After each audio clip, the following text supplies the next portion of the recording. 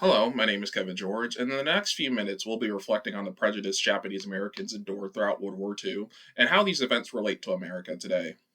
So, when the war first broke out, America started off with an isolationist approach. According to the Office of the Historian, although President Roosevelt wanted to provide assistance to the British, both American law and public fears that the United States would be drawn into the conflict blocked his plans. So, what exactly started the discrimination against Japanese Americans?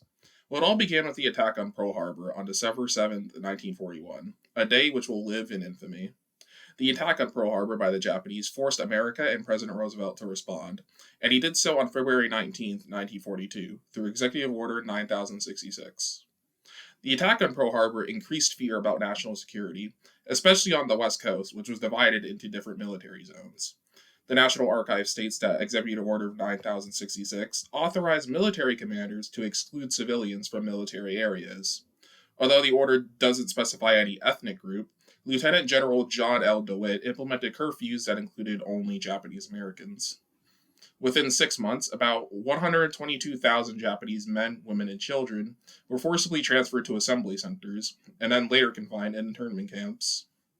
It was also around this time when an American hero, Josefina Guerrero, began to help the Filipino and American forces retake a Japanese occupied Philippines. So, Josefina herself suffered from Hansen's disease, but she did many dangerous tasks and provided intelligence to the American army to support the campaign. According to the National World War II Museum, one of Guerrero's most dangerous tasks was to carry a map of the minefields guarding Manila to the American headquarters located 35 miles north of Manila. In 1948, she went to Carville, Louisiana, where she received treatment for her Hansen's disease, and after 9 years, she was discharged from the hospital, but despite her contributions during World War II, she was still faced with deportation. Thankfully, military personnel, members of the press, and attorneys came to her aid, and she eventually received American citizenship almost 20 years after coming to the United States.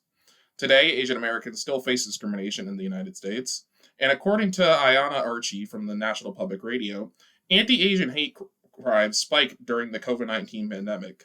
About 32% of Asian adults know someone who was threatened or attacked because of their race or ethnicity, and 78% of Asian American adults say they've been treated as a foreigner even if they were born in the United States.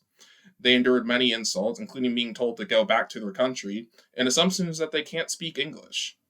And so ultimately, it's important to look back and remember the strength and resilience Asian Americans have shown throughout the history of the United States, because by remembering this history, we can not only honor the struggles and sacrifices of those who came before us, but also commit to building a more just and equal society for all. Thank you.